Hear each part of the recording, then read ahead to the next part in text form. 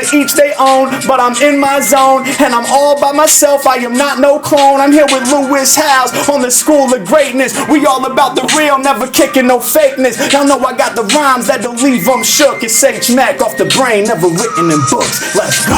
You gotta have a dream. The School of Greatness. Really? Yeah. Please welcome Lewis Howes. So you want to give me 3 words then? Sure, yeah, give me 3 words. Or whatever you are more comfortable with. You can either give me 3 at the top, or you can just lob them to me as we go. As we go? Just as many as you want. Chief, I'll give you 3 at the top. Okay, let's do that. I don't know if I'm going to be that creative. I'm looking at Muhammad Ali, so does that count as 1 word? Yeah, of course. Yeah. Muhammad Ali. Yes.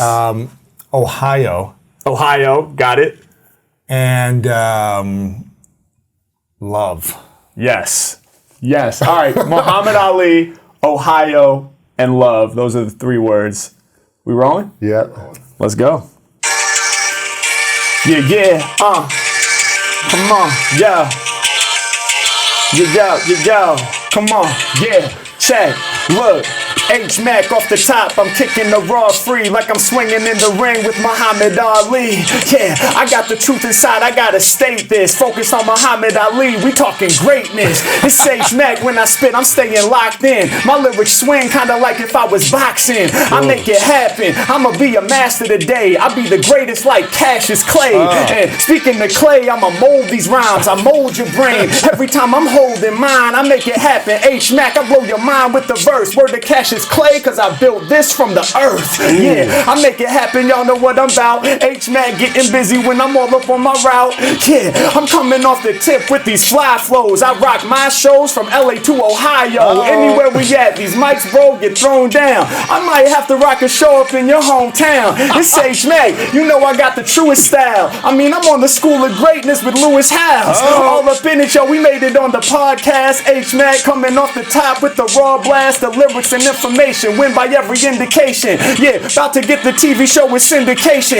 Every obstacle we quick to rise above. And when I see another human being, I don't judge. I know we struggle, and that's when push comes to shove. So I spit it from my heart, and I represent love. I know for people all around the planet, it ain't easy, so I'd rather try to channel that L-O-V-E. Yeah, y'all know I'm trying to help you understand. To anyone low, I'ma reach out my hand, knowing I can't win unless everybody's winning. I wish I had that same mindset from the beginning. It takes time, but over time, while learning these lessons, I expanded my mind. We call that progression. It's love from the heart, love from the soul, love for these rhymes, love for these flows, and I love to control the mic that I hold. Rather have love for the soul than love for the platinum, love for the watch, love for the gold. It's not about the material. I be getting lyrical, Grand Imperial, H Mac working a miracle. Y'all know I had to come through right now. School of Greatness, Harry Mack, Lewis Howes. Snap! What's happening, man? Wow, holy cow. Thank you, man. Amazing. Oh, man, that's exciting. Yes, sir. The energy that you have when you do that and the anticipation, it got me like a child, you know, I feel like a little kid just watching you, man. Yeah, that's what freestyling does, man. It helps everybody access their inner child. Dude, Harry Mack is in the house. We're now. here, man. Welcome to the School of Greatness. Thank you so much for having me, I'm man. so excited about this, man. I discovered you a few months back from, I think, TikTok, where your videos were going viral. And I was instantly captivated by how someone would throw you a word and you would do a whole song about the word and then tie it into them as well. Talk about the way they look and their hat and their shoes and the whatever, their friends and what's happening around them. Yeah. And you'd blow their minds. Yeah. And we were just having a conversation before we started about your experience of how you got here. Mm-hmm. And it's fascinating because you weren't always a professional freestyler. You were a jazz drummer from USC that was making $50 a gig. Yeah. And some chicken nuggets afterwards for free. If I was lucky. For many years. How long were you doing the jazz drumming before you got into freestyle rapping? Well, I started playing the drums at the same time that I started rapping. They both came into my world when I was about 10 years old. Okay. And I started performing both as a drummer and a rapper at some point in middle school. Okay. So I did like my first professional jazz gig at a farmer's market in Portland, Oregon, where I'm from.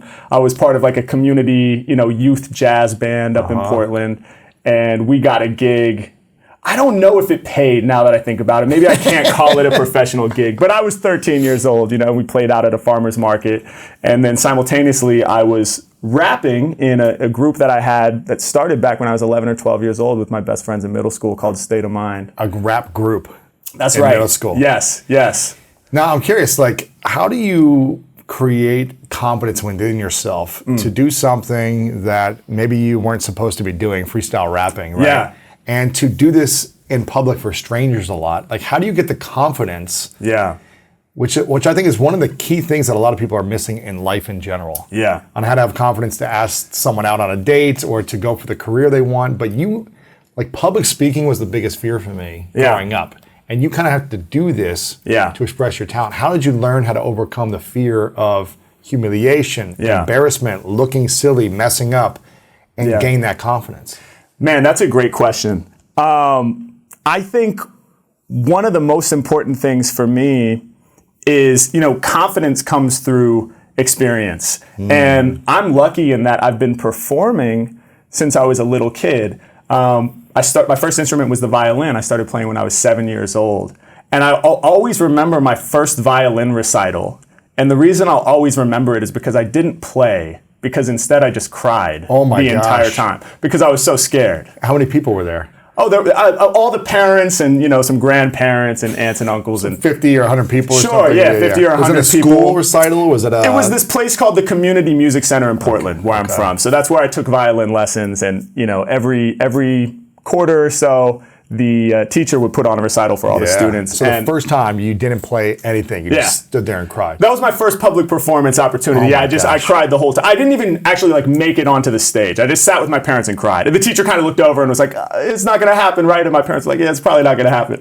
This guy won't stop crying. So I say that just to say that I wasn't some kind of born performer. The confidence that I have now wasn't gifted to me at birth by a long shot. It's something that I've worked through over time, and something that I still actually have to a large degree. When I perform today, I still get nervous before I go out on stage. Oh, definitely. When we go out in public, like you're mentioning, and I have a series called Gorilla Bars on YouTube, which is essentially me going out in public and rapping for strangers. And I get very nervous at the beginning of those days, less so now because I've done it so many times and I know that it's going to be okay. I have data that I can look back on. I have videos. Results. Yeah, exactly. I have results and the videos exist online. And so at a certain point, you kind of have to look at that and say, okay, stop being crazy. It's going to be okay. Right. But definitely that sort of feeling of nervousness, the increased heart rate, the shortness of breath, the feeling like this is crazy. Why am I going to put myself out in these sort of situations? Why am I going to expose myself to this kind of judgment is tough. One other thing that comes to mind, when you ask about how to sort of gain the confidence to do something that maybe, you're not necessarily supposed to be doing, or something that's destructive, like going up to strangers in a public place and saying, hey, let me rap for you. I feel very grateful that I started freestyling when I was a kid. I started when I was 10 or 11 years old. And at that age, I think, at least for me, and I think for a lot of people, we're just a lot less judgmental of ourselves. You're less fearful. Yeah. Just goofing around, being silly, having fun, trying stuff. Exactly. Right? Experimenting. Right. Like for me as a 10-year-old, I'm in love with this music called hip hop, at a visceral level. I'm in love with the way that it makes me feel, the low end of the bass and the drums smacking hard and this vocal that, even though I don't necessarily understand what the rappers are talking about a lot of the time at that age, the way the message is delivered feels so important and it's just gripping. And so I'm in love with this music. And for me as a 10-year-old at that time, it wasn't like some big decision that, oh, now I'm going to start rapping. It was like, yeah, of course I'm going to play around and try to rap, Sure. I'm 10. And that sounds super fun to me, and I love this thing. And why would I not try my hand at it? At that age, it's almost like finger painting when you're in preschool or something. No preschooler does a finger painting the whole time being like, oh, is this good? Right. Is anyone going to like this? I wonder, what's the point? Why am I even doing this? Maybe this isn't for me. No preschooler is doing that while they're finger painting. They're just getting messy and having fun being creative. Right. And so I think for anybody at any age, because somebody might be listening to this and saying, well, that's great, but I didn't start when I was 10, you know, and I've done a lot of teaching, both drum lessons and working with freestylers and aspiring rappers. Yeah, I've taught a lot of private lessons and also done some group stuff in schools. And but when I'm working with people who are a little older, maybe in their 20s or 30s or even older than that, I think one really important thing to keep in mind is, as much as possible, if you can try to channel that inner child when you're practicing and when you're in the beginning, when you're sort of getting comfortable with this idea of doing something that feels crazy, like doing a freestyle, your first ever freestyle. If you can take the pressure off and not judge it and start finger painting, make it like finger painting. Do something bad on purpose. Sure. You know what I mean? Don't try to be good. Make a sound. Why do you think it's so hard for people to be bad on purpose? I think as we get older, as we grow up, I think especially probably in Western society, but in modern society in general, I think we get a lot of messaging along the way, whether it's from parents or teachers, that you know, we kind of have to prove our worth through our output. Yeah. You know, like if you get a good grade, well, that's great. You know, you're going to be celebrated. If you get a bad grade, well, now you're going to be in trouble, you know, and until you get that good grade, it's kind of like you have to earn that love in that moment. I know. You know, and we get those messages throughout our lives, and I feel like the pressure behind those messages only increases over time. Right. You know, when you got to try to get into a college if that's the path you're on, and then you graduate from college and you have to enter the workforce, and you're not going to be able to make a lot of money until you prove yourself and move up that structure. And there's just this sort of feeling that putting out something into the world that's not of the utmost quality is somehow going to take away from like your personal self-worth as a human being. Yes. And that's not actually the case, you know? Like, I always would tell my students, it's important to remember that nobody is ever going to get hurt by your bad freestyle. You know what I mean? And nobody's ever going to die, like, right? Not even close. They're not even going to feel any sense of pain whatsoever. You know, it won't cause any real world problem for any other human being on earth. But why do we put the pain on ourselves when we fail or are embarrassed? Yeah. It's a good question, man. I mean, I do think it's because of the way that society sort of puts these messages out to us that our self-worth is dependent on what we do. Yeah. You know, and so people decide early on. I also think another thing that goes along with this is the way that music is taught, and probably other art forms as well, or anything that might be under the umbrella of creative work. It's sort of taught in this way where let's say you want to be a musician and you're a child. Then often very quickly your parent will say, okay, well maybe, but we're going to have to get you some music lessons. You know, we're going to have to get you with a professional so that you can learn the right way to be creative, right? When in reality, every child is creative. Like I was banging rhythms on my high chair tray, you know, and I didn't need anybody to give me permission to do that. Sure. And but what so often happens is the child is banging rhythms on the high chair tray, and then the parent intervenes and says, oh, maybe you're interested in music. Stop that, because that's probably not right. Let's go structure it. Yeah. We'll get you with a professional who will show you the right way to do this. And then so often what happens is maybe the student gets paired with a teacher.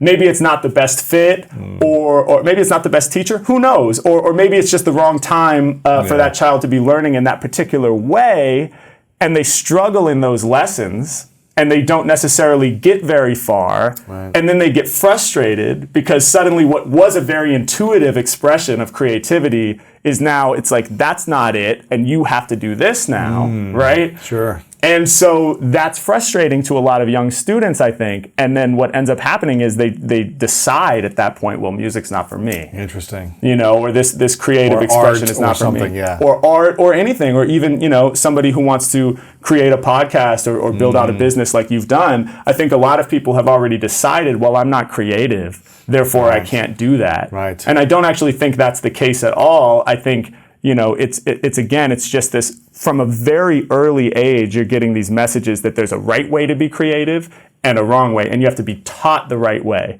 And that, I think that sort of gatekeeping almost to creativity causes a lot of people to be turned off from it. Now, how did you learn to overcome failure then? You know, because you were into freestyle rapping when you were 10, 12, 13, in your teens, but you didn't pursue that as the next thing for you. You pursued jazz drumming. Yeah. essentially. Yeah. And then for what, about 10 years, you were doing like, $50, $100 gigs for jazz drumming around LA, trying to make a living. Yeah. Which you never really, let's say, made it Right. financially, but you were living a dream. You were playing professionally. You're getting paid to play in front of people, which is Yeah. pretty sweet. Yeah. How did you learn to overcome the failures that would come? That's a great question. You know what? For me, I've always had such a strong passion for music my entire life that, regardless of what happened in terms of my music career, so to speak, I feel like I've identified as a musician since I was very young. Yeah. My parents tell me stories about, I used to love classic blues, Muddy Waters, Howlin' Wolf. My dad would make me cassette tapes with those artists on them. Okay. And I loved them as a kid. And then there were times, like before I was even walking, Muddy Waters or Howlin' Wolf would come on the radio and I'd start vibrating. I don't remember that, but that's what they tell me. And I would crawl to the speaker. And like I said, I would play drums on my high chair tray. And I've always felt very connected to music. And so, violin was my first instrument, then I went to the drums, then I started rapping, and there's been all these sort of different chapters in my life of how I've sort of expressed my musicality, and it hasn't always been the same, and it's morphed and it's changed. Mm-hmm. And there have been times where, I had to have a job that wasn't music. I worked at a call center for about 4 years. Really? Here in LA? At my alma mater at USC. Oh, wow. I called the alumni and asked for charitable Give me some donations. money. Give me some money. Yeah. Which was a very challenging, in many ways, soul-sucking job. That actually taught me a lot, though. I think a lot of important lessons. To ask for money as an artist is hard to do, too. Yes. Like to learn to sell yourself. Yeah. To sell your art, your music. Yeah. To say buy a ticket, buy a CD, whatever it is, that takes courage. Absolutely. And most artists don't want to sell. Right. I think there's a stigma around selling as an artist a lot of the time. There's this idea that you shouldn't have to promote yourself, which is totally crazy. Of course you should promote yourself, as a musician. I mean, I'm a musician, but I'm also an entrepreneur, I want to do, I'm so in love with music, I want it to be what I'm able to do full time with my life, Yeah. And in order to be able to do that, I have to build a business around my music. So I think, learning how to ask for money, essentially, right? Learning how to promote, learning how to build rapport with strangers, learning how to network, lessons like that, and also learning how to, like you say, get comfortable with rejection. Mm-hmm. I mean, working at that call center was a crash course, man. I used to be so uncomfortable on the phone. How often were you getting rejected or said no to? All day. All the time. And the funny thing is, I was set up to call the music school because that's the school that I went to. Oh, and they got no money. They got no money. Right. Or they're not working in music and they spent a lot of money on a music degree and now they're selling insurance or whatever it might be. And maybe there's some resentment there. They're like, screw USC. They didn't get me anything. Yeah. USC didn't help me. I'll never donate back. And all those kinds of things. It was great for me. Even though I didn't really enjoy being there because I would rather be playing the drums or rapping. I gained so much from it. What were the 3 biggest lessons from being told no and rejection for 4 years at a call center? I think the 3 biggest lessons, number 1, I learned to just sort of let rejection roll over me. I learned to not take it personally. Mm-hmm. Because after spending even just a few days in a call center, you will learn that it's not personal, it's not about you.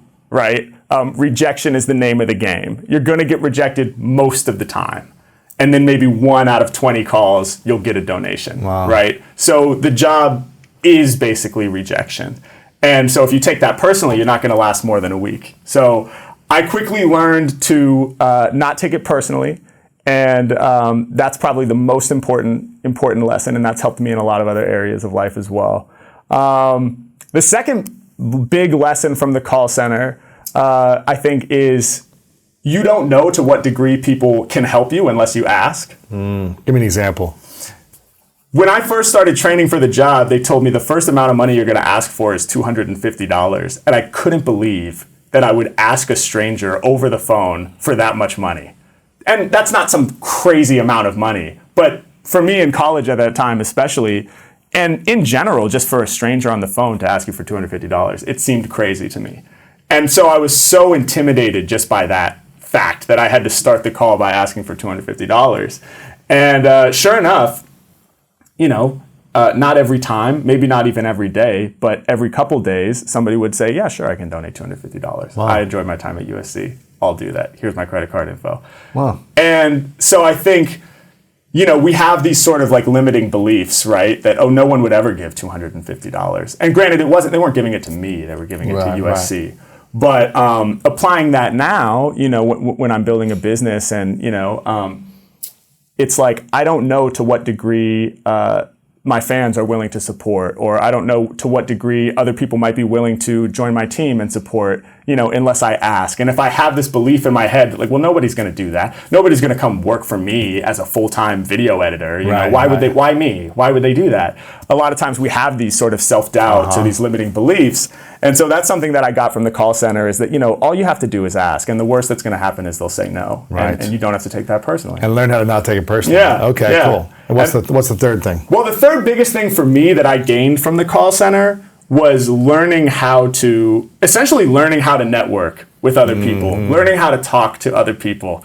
I wasn't antisocial necessarily. Were you introverted though, or were you? Yeah, and I still am. I mean, there's the performer Harry Mack that goes out in public and asks people to freestyle for them. The extrovert who's the performer, yeah. But the rest of you is more of an introvert. Yeah. At the end of the day, I prefer to read a book. You don't like be at people. home. No, I'm just kidding. I love people, but I need to recharge alone. Sure, it's a lot of energy. I'm sure to be that creative, to also overcome your fear every time if you're going out in public and talking to strangers and saying, hey, do you want me to freestyle rap for you? Yeah. They're like, get away from me. I'm trying to get to the store or whatever. I don't know who you are. Yeah. Oh, yeah. It takes a lot of courage and energy and thought and creativity. Absolutely. Even if you've done it for decades, it still takes energy and effort. Absolutely. Absolutely. Yeah, it does. I mean, at the end of a day of shooting guerrilla bars where we're out in public doing what you just mentioned, I'm exhausted. Drained, I'm probably. Completely drained. How long do you go for?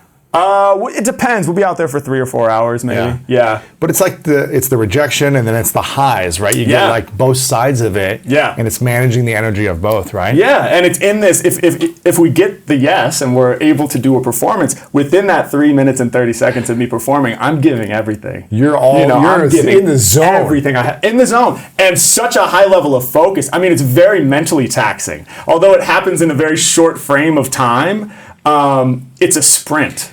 Because you have to pull, I don't even know how you do this, but I'm assuming you've got, I don't want to actually assume, but I would think that you would have a vocabulary of words that here's 30 words that all rhyme, or 10 words that all rhyme, and there's somewhere in your mind, I think people call it like the mental castle or something, where there's places in your mind where these words can be stored. Yes. Where you can tap into in different places in your mind. Yeah. And link together. Mm-hmm. And that is an incredible skill that people can learn how to do, but it just takes a lot of effort and energy to master that. Absolutely. You see people doing that with like counting numbers or cards or names and memorizing things. It's like, it is a gift, man. Man, thank you. No, it's really a lot of fun, and it's exactly how you described it. It's a vocabulary.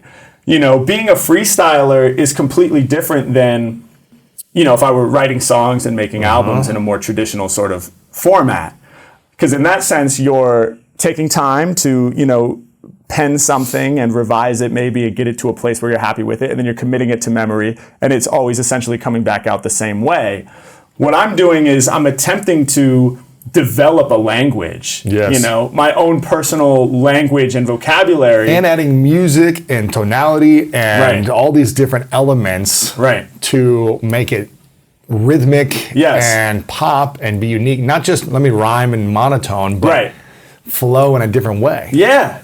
And by the way, that's not to take away from the great songwriters of the genre as well, many of whom I love, and have influenced the way that I rap. So I love Nas, I love Kendrick Lamar, I love Eminem, I love, Jay-Z, Biggie. I love these artists and they're my heroes. But it's a different part of the brain, and it's a different approach, because my goal is to be able to rap about anything at any moment. So if we have a conversation and we touch on certain things, or maybe you Lewis, you teach me something, drop a concept on me that I hadn't thought about before, I want to be able to say, okay, let me put a beat on and rap about that. Right. And the only way that I'll be able to do that successfully is if I have this vocabulary that I'm comfortable with.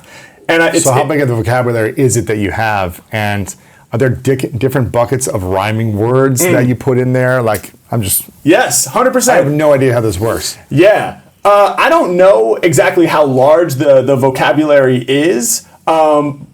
It's funny. People will say to me like, "Oh, like you must be a genius," like you have this insane vocabulary. I don't actually think that's true. Like I know people who use way bigger college words than me in conversation. All the time I have to say, "What does that mean?" So I don't think it's actually about the size of my regular vocabulary, how most people would talk about vocabulary, right? Like the words But I think what I've practiced and the skill that serves me as a freestyler is that I have quick access and deep familiarity with the vocabulary that I do possess. That's so cool. I know how to grab the words that I do use quickly, and I can find the right ones for the given moment. And your question about rhyming buckets sort of, is one way to think about it. Yes, 100%. Over time, the first time you try to freestyle about coffee, you might quickly discover you don't have one single word that rhymes with coffee. What rhymes with that? And that will manifest when you say, yo, I'm sitting here sipping on the coffee. Hold on, right? So that used to happen all the time, when I was young. Oh yeah, my first freestyles were not good. I've practiced. I've gained my skills over time through practice. But, and then maybe you go home and think about it. All right, what rhymes with coffee? And then eventually you think, oh, stop me. Can't nobody stop me. That could be a useful rhyme with coffee. And then eventually over time you have coffee and probably and watch me and cacophony as a stretch rhyme, and and not you start, for free or whatever. Yeah. Exactly. There you go. Yes. So it's adding two words that make it rhyme, maybe not one word or something. Yeah. Exactly. And you start to build that up with a range of words, Interesting. And you start to commit them to memory the more that you use them. Sure. And so in that sense, it really is a language. I like to remind people, we're improvising right now. We're freestyling right now, utilizing our language. And we're not overthinking it. We don't have a plan. I don't know what you're going to ask me. You don't know what I'm going to say back. And many of the things... It's jazz. It's live jazz. It's live jazz. It's a freestyle cypher session. And what's so cool about that is we're not completely reinventing the wheel with every single thing we say. If I sit down, you might say, hey, welcome to School of Greatness. I'm happy to have you here. And I'm going to say, oh, thanks, Louis. It's really an honor to be here. Right? And sentences with basically that exact same structure have been said millions of times. And it's the same when I'm freestyling. It's not that I'm completely creating from scratch every single time and trying to make something brand new. It's just the fact that I don't have a plan and I'm fully open to going in any direction, and I'm going to use the vocabulary that I do have and the words that I have and my fluency in this sort of language of rap to communicate to the best that I can in that moment what it is I'm trying to say. Right. It's really cool, man. Thank you. But for how many years were you doing the jazz drumming for? From age 10 till... professionally. Professionally, yeah. So I went to school for jazz at USC. I graduated in 2012, and I gigged around LA from 2012 to 2017. Gotcha, okay. Yeah. And then you decided to... Were you still doing the freestyle rapping thing at the time, just kind of for fun with friends? Yeah. I sort of fell victim to this thing that I think a lot of people might go through who go to college and earn a degree. My degree was in jazz studies, and I was a drummer on paper, and I did love playing the drums. I really did, and I love jazz music. I still do. But my heart and my creative voice was really in hip hop. Really? Yeah. Even before you went to USC? Yeah, I think so. I think it always hip hop is the first music that grabbed me directly. My dad was a jazz fan, and he had this incredible collection of CDs and albums from, the jazz greats, Miles Davis and Coltrane and people like that. And he gifted that music to me. He shared that music with me, and that was an incredible gift. I'm really grateful that he did that, and I do love jazz. But it doesn't speak to your heart the same way hip-hop does. Yeah. It spoke to my dad's heart that way, Hip-hop grabbed me directly, no middle person. But you didn't have a a path to pursue after high school necessarily to say, I'm going to go try this hip hop thing, Dad. Yeah. I was fortunate enough that my parents supported me getting a jazz drumming degree. That's a big deal. That's rare. Rare. That's rare. A lot of parents. Because they know you're not going to make money. Exactly. I mean, it's so unlikely. You know, the number of people on earth that can make a good living playing jazz. It's a handful. And it's the best of the best of the. I mean, it's the greatest living jazz musicians. And it's the greatest and the most marketable, the ones that promote themselves and package and position their brand in the right ways at the right time. Exactly. My brother talks about this, you know, he's like, he sees so many talented people that are just in their room thinking someone's going to discover them. Right. It's like, if you're not building your personal brand and promoting yourself like what you do through content, no one would know who you are. Right. You know, there's probably only, I haven't seen any other people do what you do, right? Yeah. I'm sure there's a handful of guys who are doing street stuff around the world, street rapping, but you have built a personal brand that allows you to be known, that allows you to generate revenue. And a lot of artists, I feel like, just work on the craft only and then sit and hope someone discovers them at a night gig. Once a week. Yeah. But this is a daily thing where you are creating content, building personal brand, and mastering craft. Yeah. It's so important because I don't want to have to wait for somebody else to give me permission to have my success. Yeah. I want to be able to manifest my own success using my own creativity and do it sort of on my terms, you know, and in a way that aligns with my heart and makes sense for me and showcases what I do in the best possible way. And I think one of the challenges that freestyle improvisers, because there's a long lineage of incredible freestylers way before Harry Mack, you know. One of my biggest influences is MC Supernatural, who's one of the greatest freestyle rappers to ever live. Yeah, and there's many others as well. That's just one. But one of the biggest challenges they faced is that like a freestyle rapper doesn't fit in easily to sort of the machine of the music industry, right? Because people working at record labels, they might hear an amazing improvised freestyle all about their outfit and the label name and maybe the whole catalog of the last year, and it might blow their mind, right? That's happened time and time again. And then they say, oh, this person is amazing. This is great. Do you have a single for radio? Do you have something we can promote? Where's the album? We want to put you on tour, but we can't do that unless we have streams, radio plays, structure. People need to know that they're going to be able to come out and sing along. What do they sing along with? You know, what are you going to do basically to help us make money? How can we monetize it? Yeah, exactly. And so the monetization was all kind of outsourced in many ways because like pre-social media, that was kind of like the best avenue was to hope that you got discovered and signed by a record label because they're the ones who actually have the budget to promote. You really didn't have the power for the most part as an independent artist back then. There just weren't the tools available to you in the same way they are now to kind of take control of that. So I have a huge privilege, you know, coming into my career now in this era where there's all these free social media platforms that you have access to, and everybody has this phone in their pocket that's also a 4K video camera, you know, and we can capture anything and we can share it with the world. And if it has creative merit or if it's marketed creatively, if you're able to connect with an audience, then you're able to build an audience organically and you're able to succeed.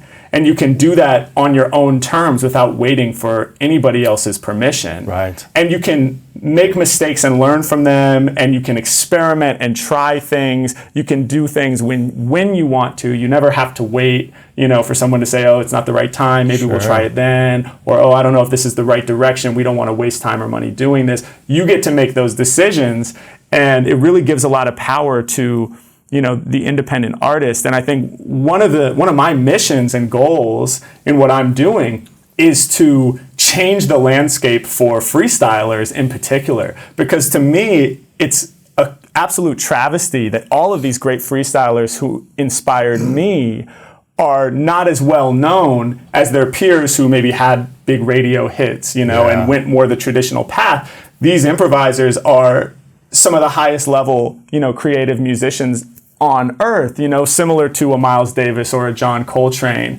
And they deserve to have that light shine on them. And I think for young freestylers coming up today, hopefully I can play a part in them looking and seeing, oh, there is a path for this, or there is a way to pursue this on my own terms. Sure. And even if I prefer to freestyle and create kind of in the moment, and I prefer to have it be different every moment and not, write it down and recite it the same way every time, that doesn't have to mean that there's no future for it. Right. Because for so long, that's how it was posed to freestylers. It says, oh, this is great, but when are you going to pivot? When are you going to do what actually matters, right? It's like, okay, you can freestyle, but when are you going to make a song? Because until you do, it's not really a thing. It's a cool little gimmick or whatever. Exactly. Right? Exactly. It's a fun way to sharpen your sword, so to speak. It's a good practice routine. You're obviously very talented, and anyone who sees it knows that, right? But we can't monetize it. We don't know how to sell it. And so that's the whole thing, is that piece about you're obviously very talented, and anybody who sees it knows that. Well, now it's like, okay, let me film it. Yes. And anybody who sees it will, acknowledge the talent, and if it moves them or speaks to them personally, then they may be moved to follow along with what you're Sure. doing, and maybe if you get to a point where you're having a show, they'll be the ones to buy the tickets, and so yeah, I would love to sort of make that kind of wave where for so long I was talking to somebody and they talked about how, you'll say, oh, they're a great freestyler, but they don't know how to make a hit song. He said, well, do you ever ask the freestyler, do you want to make a hit song? Right. It's like, and it's the same thing for comedians. It's like, oh, he's so good at stand-up, but like, he's never written a TV show. Sure. Well, did Maybe you ever doesn't want to do that, yeah. Right. Do they want to do that? And it's almost as though, somehow only the latter is relevant or important. And what about just being a good freestyler? Maybe that, is in and of itself. I of course, personally believe it is valuable. I'm very passionate about it, and I'm not the only one. And I would love to create a world where up and comers can say, oh, dope, this is my thing, and I get to show it myself, and I don't have to wait. Have you created a freestyle membership yet? Not yet. Well, I'm on Patreon. Okay, cool. Of other freestylers? No. I'm saying like a club. That would be like dope. a membership where you are the, kind of the leader, the host of Sure. the community. Yes. That pays to be a part of it, where you provide resources and tools to help them expand their reach or something like that. That would be That really could be dope. the next thing for you. I love that. When did you realize that? Because you kind of grew up in the social media world when you started doing freestyling and doing it more full time. What, 2016, I think you said, or 20? 2017, basically, end of 2016. So the tools of, I guess, you really, TikTok started to come along 2018, I guess. Yeah. YouTube started to make it more for live streams, and Instagram started to have video, I think, around then. So you kind of transitioned right when live video, vertical video started to come around in the last 4 years. Yeah. When did you realize, like, oh, this is a way to make a great living and not just make $50 a night and some chicken nuggets at the local bar, drumming? After, I know you got a commercial, but I mean, with the social media wave, when did you realize, oh, I can make a real living here? Yeah, that's a great question. You know what's funny? My first sort of taste of having a viral video was the end of 2016. I made a video with my friend, and it was for his channel. And it got 100,000 views overnight. It was me freestyling while driving down Sunset Boulevard and rapping about the changing scenery around me. That was my first taste. That was kind of the catalyst for me saying, okay, I got to dive in on this and see what I can build. It gave me the excitement. Had you made any content before then? No. As a freestyler? You were just kind of like doing it for friends, for fun, but... I had various, I had my band in my group in middle school and high school. We became pretty popular, but it was written songs. It wasn't really freestyling. In college, I put in just an absurd number of hours freestyling in the dorm with my friends. I mean, insane. Like every night, just like, whatever's happening, I'm rapping. Yeah, at least like 2 or 3 hours almost every night. That's fun. And became known around party circuits as this crazy freestyler guy. It was like the trick that you could pull out and bring out to a party. Yeah, and it was always fun, make little circles at the party and freestyle, which is how most people get started freestyling. That's fun. I had a band for a while with my jazz studies cohorts at USC. It was dope. It was kind of like, we looked up to the Roots and groups like that had live instrumentation. So we had, drums, bass, guitar, keys, horn section, and then I was the front person freestyling. That's cool. Which was a lot of fun. We became a very popular party band. So we would play all around the USC campus and things of that nature. But the first content that I made was at the end of 2016, and it was for my friend's channel. And it got 100,000 views overnight, and that was enough of a catalyst for me to realize I need to start my own thing. Didn't have a YouTube channel, didn't have like a professional Facebook page, or even like, my IG was just a personal IG, which I barely ever posted on. I wasn't a social media guy. Wow. Didn't know anything about it. You're an introvert. Yeah, I was an introvert, so I just wasn't that into it. But all of a sudden I was like, oh, wait a minute. This is a way that I can create energy around my freestyling. Like, that's interesting, And so I set up my YouTube channel, but what's so funny is my first, I made a couple videos that didn't really get too many views. I was starting from scratch. Eventually we went out to Venice Beach, and I had sort of my first hit, so to speak. I had a very viral. Yeah. It was called Venice Beach Freestyle Part 1. And we posted that on YouTube, and it went pretty crazy on YouTube, but on Facebook it went bananas. It got reposted by this viral conglomerate site and ended up getting 20 million views or something on that one repost. And across all the reposts, it was upwards of 40 million views or something like that. And that had never happened to me before. 2016, 2017? 2017, February 2017. Oh, you remember the exact day. Yeah, I remember. I remember, because it was mind-blowing for me. Yeah. It was just insane. I had never experienced that before. Just all the comments and just seeing it reposted and shared here and on blogs that I knew about, and seeing my video up there was just wild. But what's so funny, I did a few videos after that, but I didn't turn on the ads for any of those videos. I did this for years, man. Because I thought it would annoy people. Dude, I did for 6 years on YouTube. Did you do it by choice, or did you not know that it was there? I did it by choice because I wanted to serve and add value, and I didn't want some sleazy marketing campaign in front of my videos, right? So I was like, all right, I'm just going to add so much value to my community and build this up for free. And we did this for 5 or 6 years. Yeah. I went back. I started turning on the ads a couple years ago. Yeah. In the first month, I go, oh, this is not bad. And then it just kept growing. Yeah. And I went back and just looked at the views from the previous 5 years. Yeah. And I about threw up when I realized that I lost about $1 million. Wow. Minimum. Wow.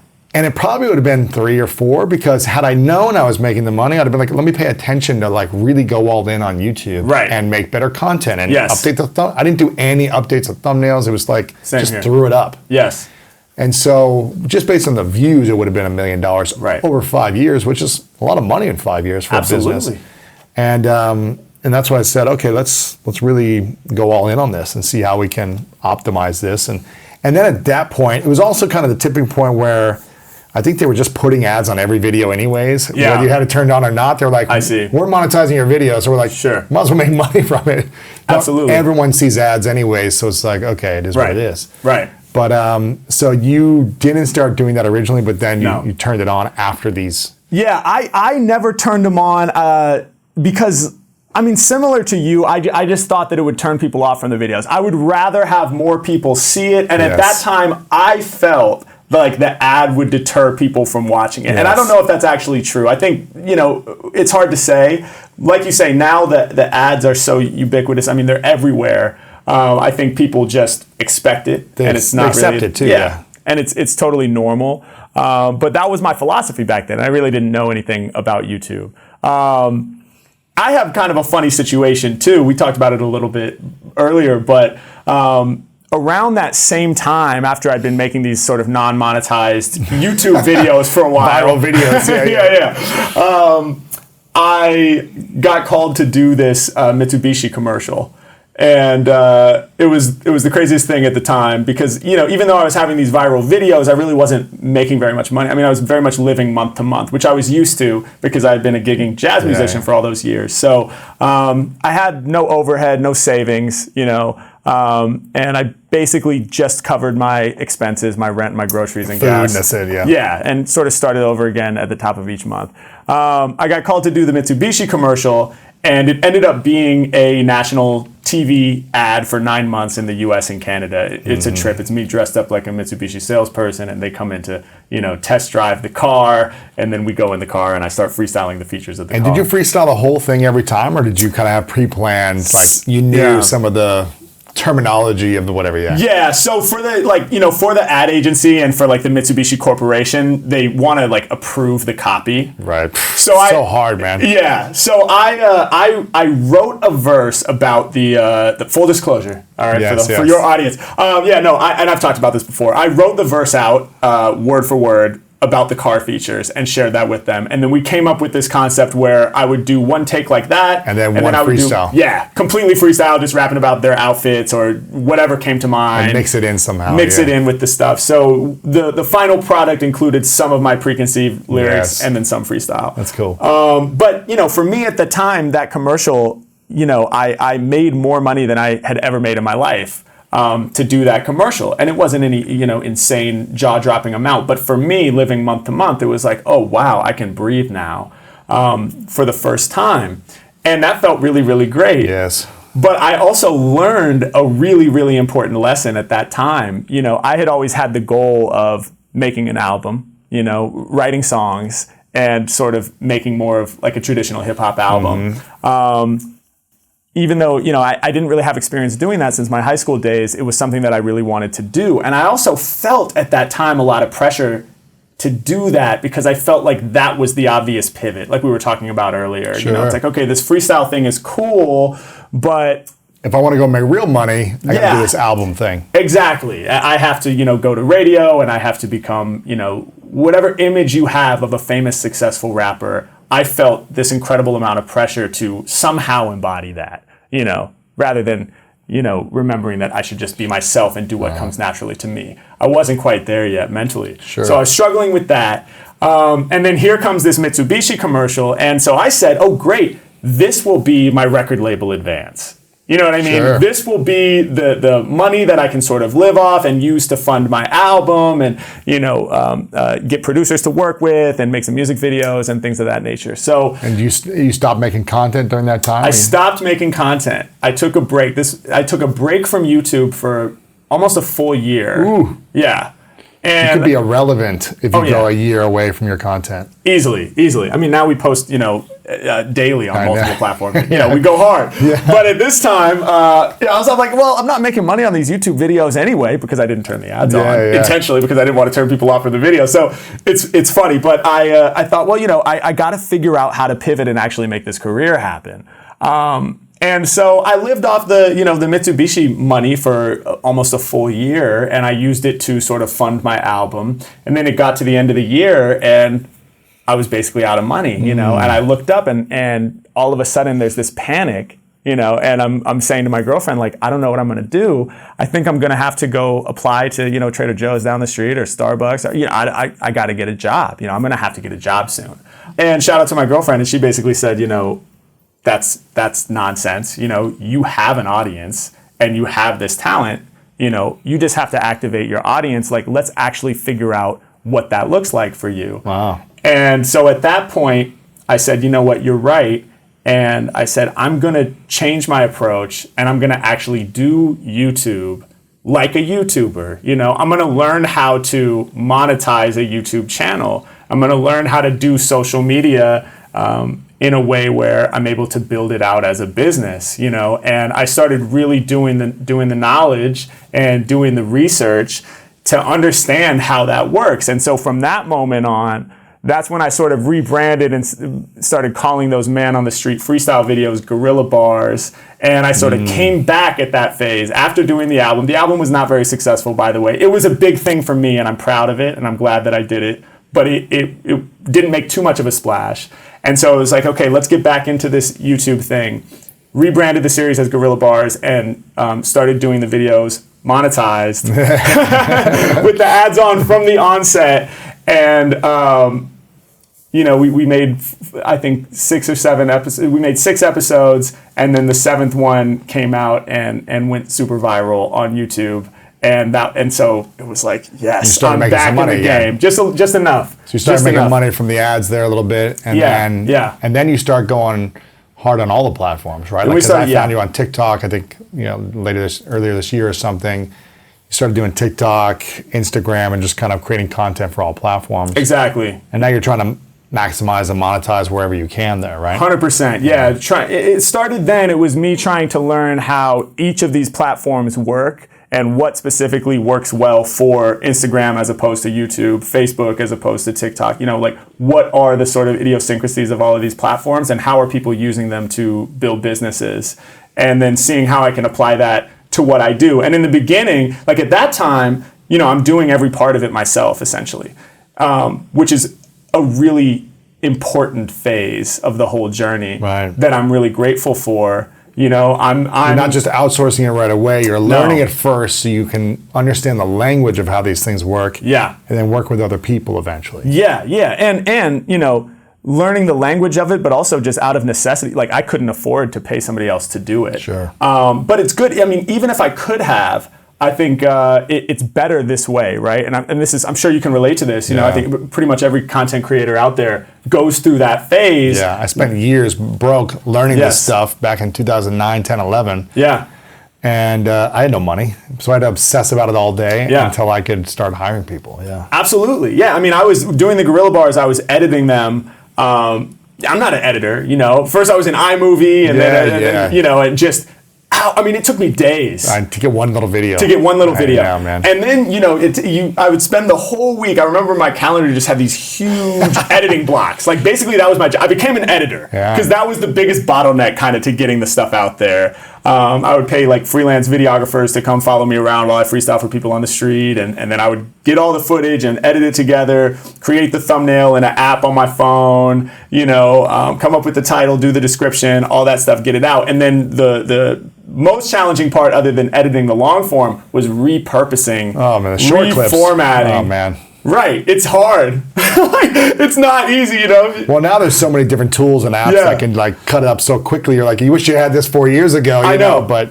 Yeah, it was, and then the platforms would always be changing too. So it's like, Constantly. well, IG used to be 1x1, but now it also accepts this larger size, and now there's IGTV, and you know, there were all these different things happening, and each of them sort of required their own format. And where's IGTV? Is it gone now? Yeah, I think they phased it out. They phased it out. It was like the biggest thing. It was, and now it's just all reels, right? Yeah, isn't that crazy? Yeah, it is crazy. Overnight, you could have your whole strategy on one thing, and you have to be flexible and adaptable for the next thing. It's so important. You have to be malleable. You know, and that's always kind of how you have to improvise, kind of like freestyle.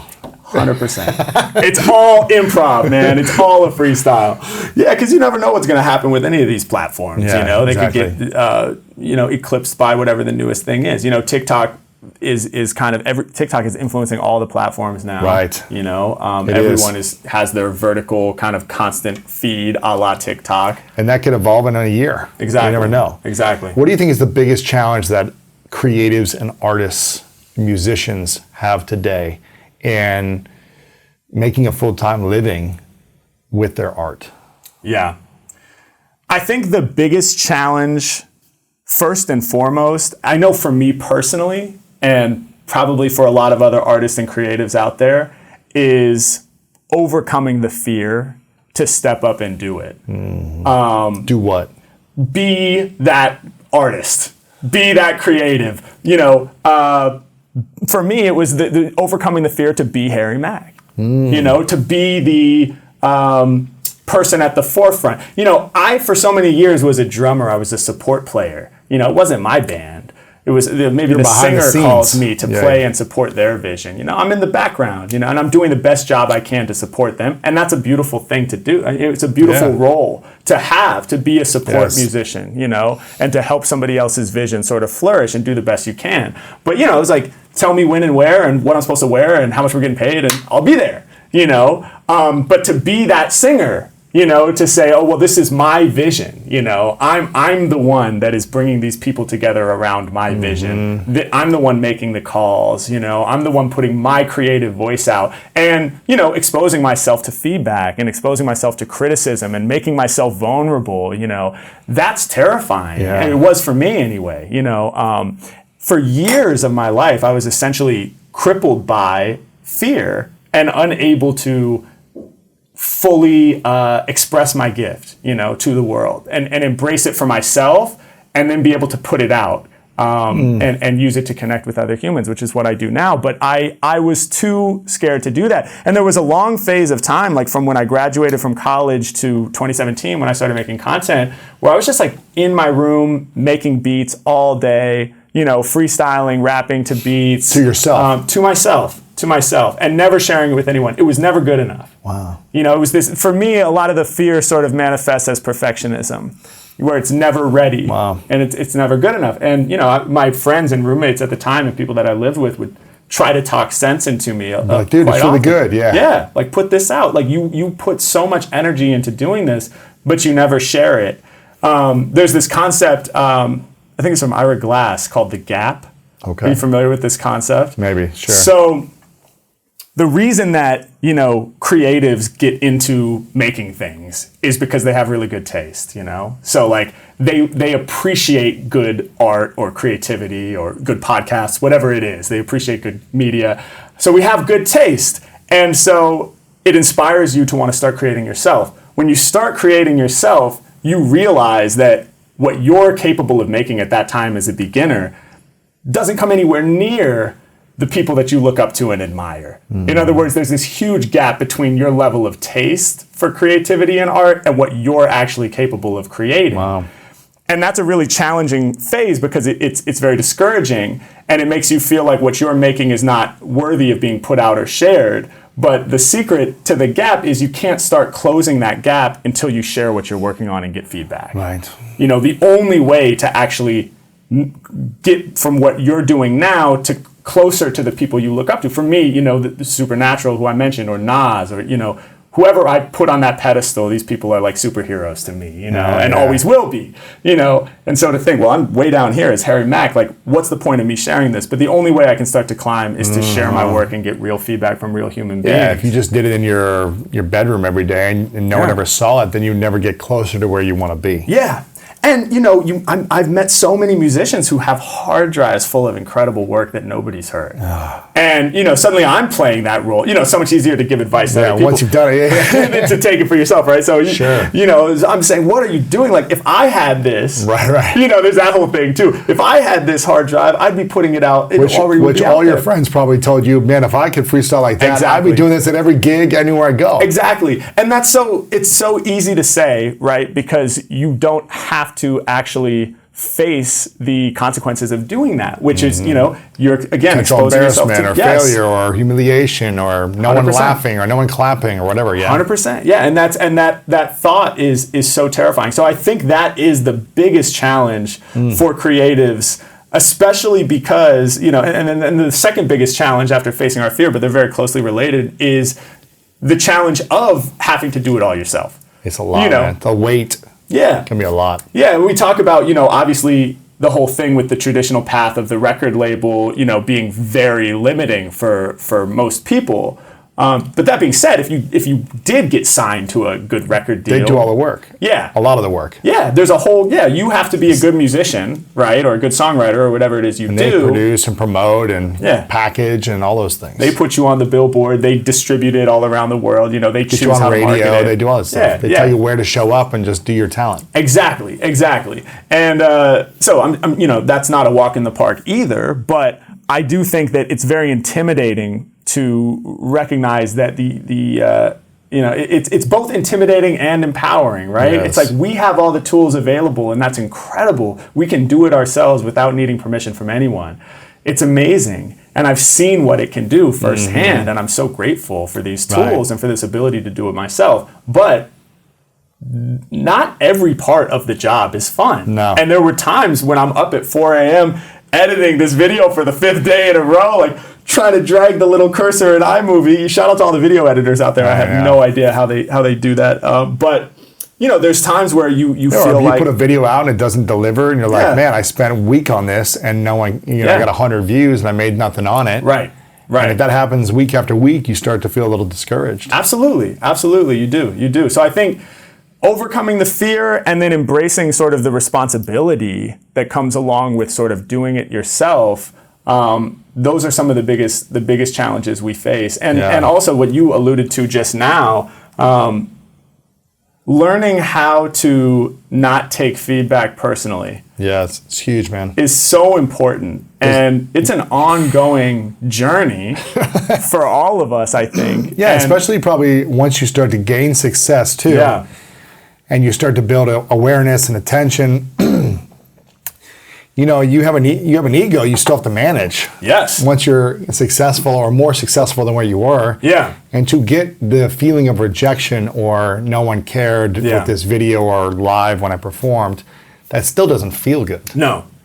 So learning how to not take it personally is a superpower Yeah. for so many people. Yeah, absolutely. And I think a lot of it comes down to, really embracing the process and being in love with the process of creating and not so focused on the end result. You know, It's so hard for people. it's so difficult and it's challenging for me at times, and I still, I've been doing this for a little while now, but I still, I might read through the comments and read, 20 positive comments, and then there's just one negative comment, and for whatever reason, it sticks with me more than the positive, right? Yeah.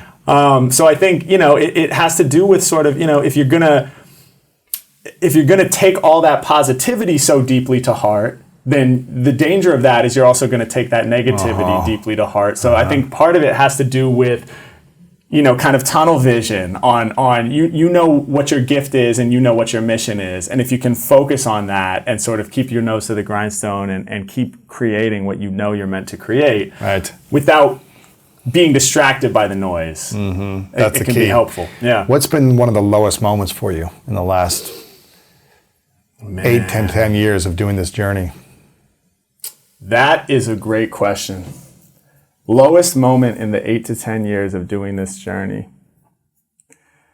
I don't know if there's one moment in particular that I can pinpoint, but I do know that in the years prior to when I started making content, 2014, 2015, 2016, when I was out of college with this jazz drumming degree, in debt, I took a student loan to get a jazz drumming degree. Yeah, it's hard to pay that off. That's not the smartest move necessarily in hindsight, but that's what I did. That was my reality.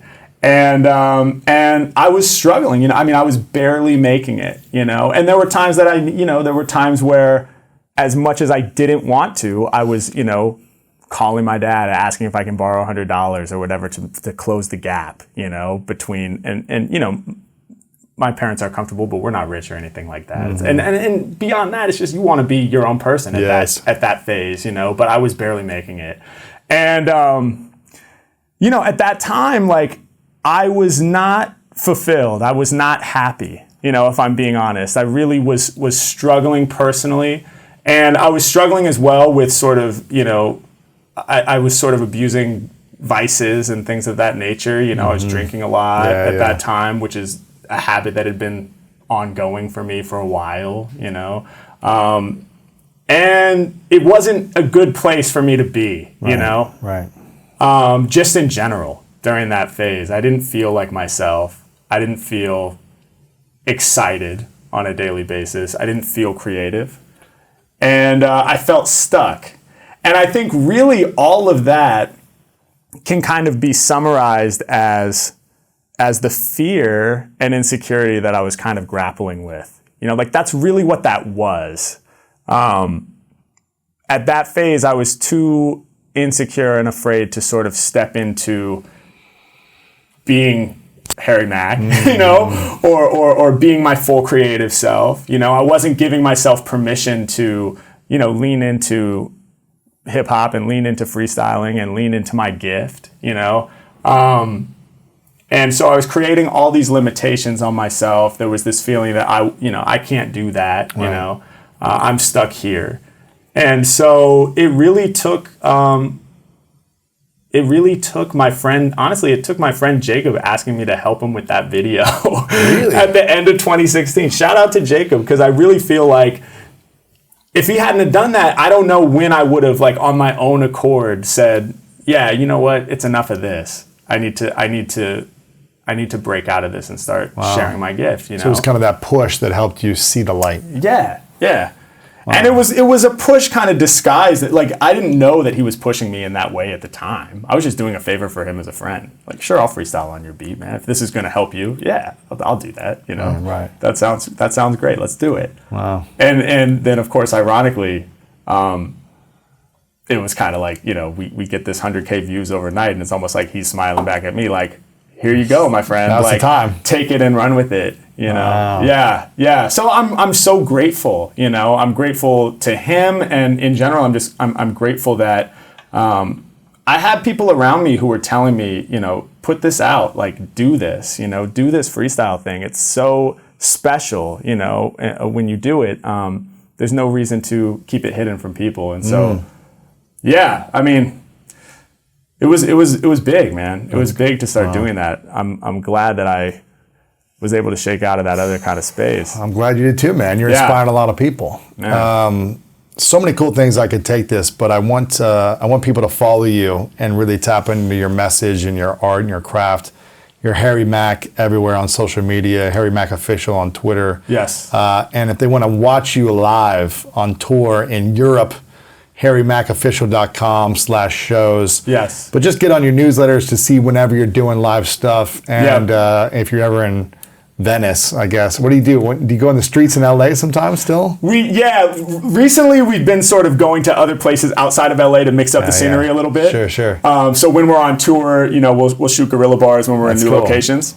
That's cool. Yeah, we toured in the U.S. earlier this year, so we have guerrilla bars all around the U.S., Chicago. It's fun, man. Yeah. But just to get signed up for your newsletter, they'll be able to see when you're doing live stuff or anything else online. Check you out on YouTube if you guys want to be a part of you do a live every two times a month. Yeah. Wordplay Roughly. Wednesday every other week on YouTube. So tap in for that. To watch you live, interactive online, which is a lot of fun. So make sure to check you out there. How else can we be supportive and of service to you? Man. Well, first of all, I want to thank you for having me on this show. I'm a huge fan of this show. Thank you. Huge fan of yours. So it's already a huge gift that you've given me just to be able to be here and talk with you. Other than that, man, just, you know, I encourage people to check us out on Fridays at 9 a.m. We drop our long form video on YouTube.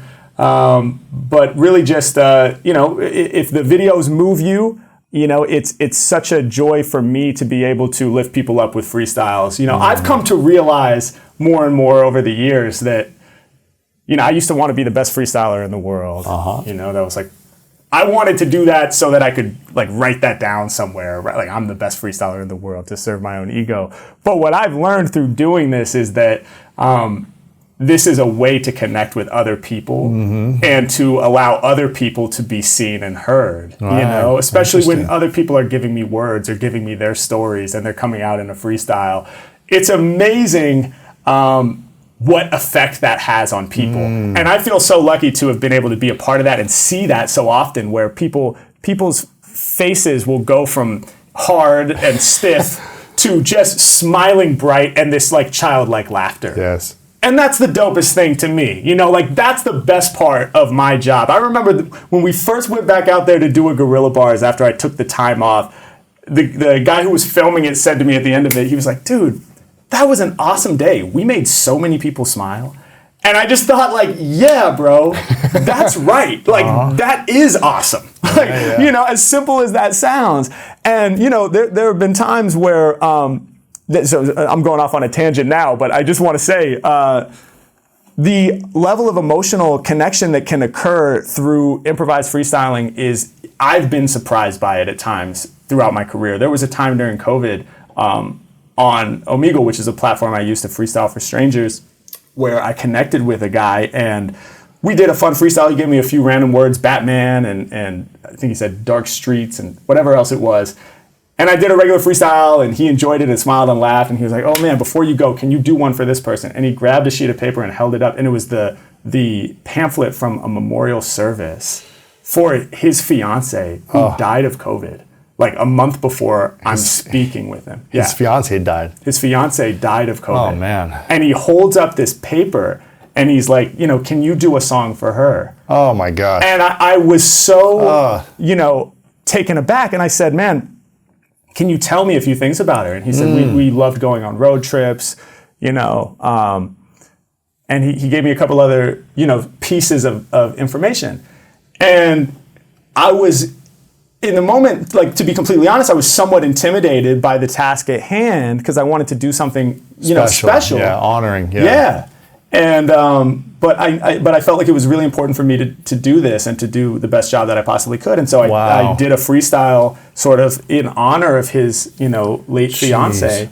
And at the end of it, he's crying. Oh, you my know? gosh. And I said, you know, we don't have to use this for the content. Obviously, you can just have this if you want, or, you know. And he said, no, I want you to put this out. People should see this. Oh my gosh. And it was one of the most, like, powerful pieces of content we've ever made. Oh. And so for me, like, that's what this is about, you know? What I do, it's not about me being the best freestyler in the world so that I can win some award or feel somehow superior because I did that. You know, even if someone does consider me the best, it's subjective and it doesn't last forever. And there's some 12-year-old now who's working on their freestyles that's going to be so insane when I'm sitting on the front porch in my rocking chair. I'm going to say, this guy, he's good. That's impossible. You know what I mean? These things are fleeting, but for me, it's more about, like, I want to give this gift of hopefully being able to lift people up and allow people's stories to be heard, allow people to feel seen, allow people to be a part of something, Yes. you know, and to engage in that sort of connection. So to answer your question, how can people support and help me? If you enjoy or smile while you're watching any of the content, that alone is huge for me. That gives me a strong sense of purpose, and I'm happy to be able to put that smile on your face. So. That's great, man. Yeah. Well, Harry, I want to acknowledge you. I've got a couple final questions before I ask them. I want to acknowledge you for having the courage to share your gift. You know, to having the courage to transition from doing something that you think you were supposed to do, which was follow this one path, and say, okay, this isn't working for me anymore. There's something inside of me that feels like it needs to come out, and having the trust to take the leap. You know, even when you were in a darker place, I really acknowledge you. Also for your mindset around your craft, because I think a lot of people are doing their craft for fame or money, which is a byproduct of you being talented. But to hear you say you want to bring joy to people and create connection and vulnerability and intimacy and let people be seen, I think it's an incredible gift of you as an artist, man. So I really acknowledge your heart for that intention, because I think that will take you so much farther and longer than just trying to be famous and make a lot of money and be the best. Right. Oh, I appreciate it, man. Thank you, yeah, Lewis. Appreciate that. This is a question I ask everyone towards the end called the 3 truths question. Yes. So, hypothetical scenario, imagine it's your last day on earth many years away from now. Yes. You live as long as you want. You get to accomplish everything. You change millions of lives through your craft or whatever you want to do. Yeah. But for whatever reason, no one has access to your message anymore. All your content is gone. Right. Hypothetical. Right. All your work. But you get to leave behind 3 lessons to the world. 3 things you know to be true that you want others to know about. Yeah. And this is all we have to remember you by. What would be those 3 truths? I love this. Okay. My 3 truths. I think the first one would be don't neglect your inner child. Ooh, yeah. Don't neglect your inner child. Feed your inner child. Nurture your inner child. Because I think, you know, my first rap recording was made when I was 12 years old with my friend Brady for our group State of Mind.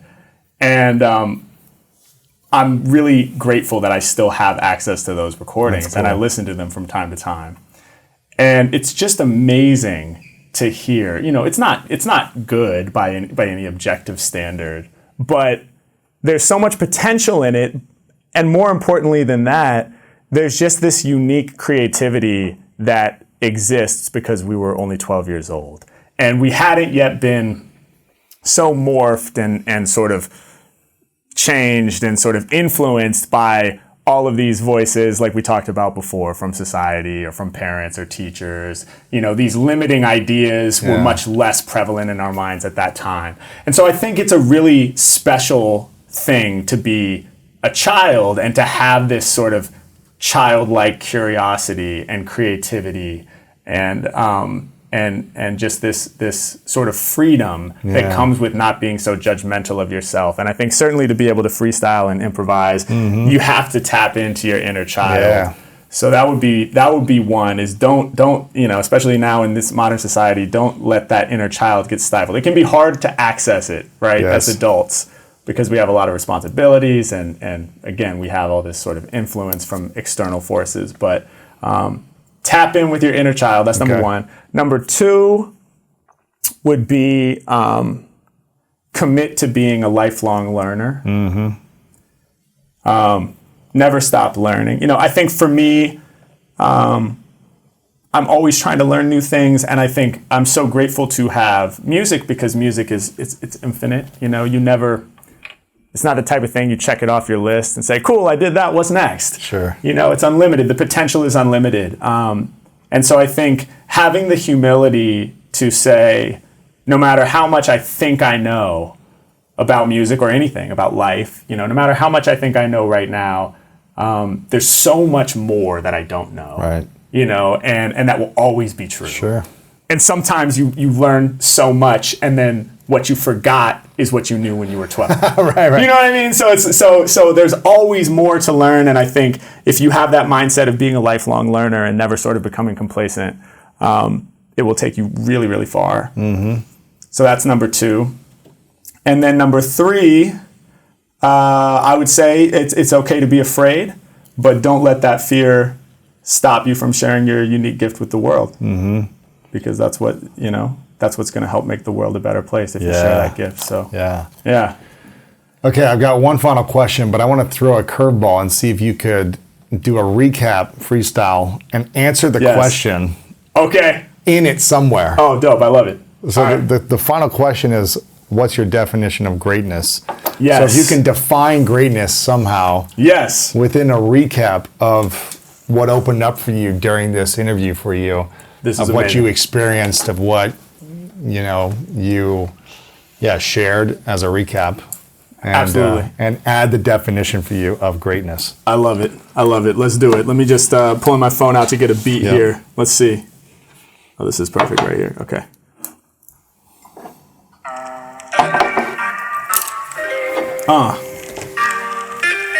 Yeah. Okay. Yeah. Come on. Listen. Yeah. Check. 1, 2, 1, 2. Come on. Yeah. 1, 2, 1, 2. Yeah. Hey, yo, my truth, I'm about to state this. My experience, I will relate this. I'm talking about my definition of greatness. I'm breaking down my definition of greatness. Hey, yo, my truth, I'll be ready to state this. My own life experience, I'll try to relate this. I'm breaking down my definition of greatness. Check. I'm breaking down my definition of greatness. Yeah. 1, 2, off at the top. Gripping on the mic, H-Mac, go let it rock. Y'all know I wanna grab the mic and go wild, but I can't do it unless I find my inner child. I remember all of the freedoms and the liberties when I had that young creativity. Yeah, it's kinda tricky to define the mind of a child when it's unrefined. The ability to go anywhere on the path, not overcome by the science and the math of adult living. Hey yo, it's real, not fiction. I wasn't hit with all them adult restrictions. Wasn't hearing voices in my ear telling me that I should chill, I should have fear. Wasn't feeling doubt when I looked up in the mirror. I just closed my eyes, dreamed it, manifested, and it appears. Yeah, that inner child, I'm about to nurture it. And if it's been too long since I've heard from it, put a beat on so I can get free, so I can finally manifest that inner child in me. Yeah, thinking back to 6th grade with my homie Brady. The first State of Mind CD, it went crazy. Prepubescent rap sound like Alvin and the Chipmunks. Yo, it's MC Wonder on the mic, I never get punked. Back when I was young, before my voice dropped, I'm trying to make sure that has a special spot. All up in my heart, homie, all up in my soul. I gotta let loose and let go of the control. Yo, rule 2, y'all know my soul's burning. I must make a commitment to lifelong learning. Yeah, there's always more stones to turn over. There's always more time for me as a flower to turn into a grower, the improviser, the one that gets better with time and more clever with rhymes. Through years I stay committed and always gain more knowledge and never sit back and feel like I'm most polished. It's not about my ego, it's about where I can take it. And gaining information from me is truly sacred. And when I kick a rhyme, it's like my soul is standing naked. I gotta keep it honest with my fans, I can't fake it. That's why late at night, my brain gets shook from all the wild information that I gain from books. I stay reading all the time, blowing my mind with every line and teaching me new places to climb. And this is real right here, this part is not fake. Some of the best lessons I've learned were gained through mistakes. So many times in my past I thought I had the answers, but really there's more questions inside of my stanzas. Really, I'm not the professor teaching y'all how to do this, cause on the daily, man, I feel like a student. It's important for me to grow from mistakes when I stumble. It's important for me to stay low and remain humble. I got this self-love and it comes from my heart, and I know I have a gift and I share it in my art, but I never think I'm the most talented, most smart, cause I know I'm just one human that's doing their part. It's about the whole, it's about the collective, that's for my soul, and finding new places where Mac is about to go. So we about to take it there, I make it rare, y'all know I'm here to spit. I gotta go and share my gift, and this last message here, I wanna make this clear. I can't ever be held down by my fears.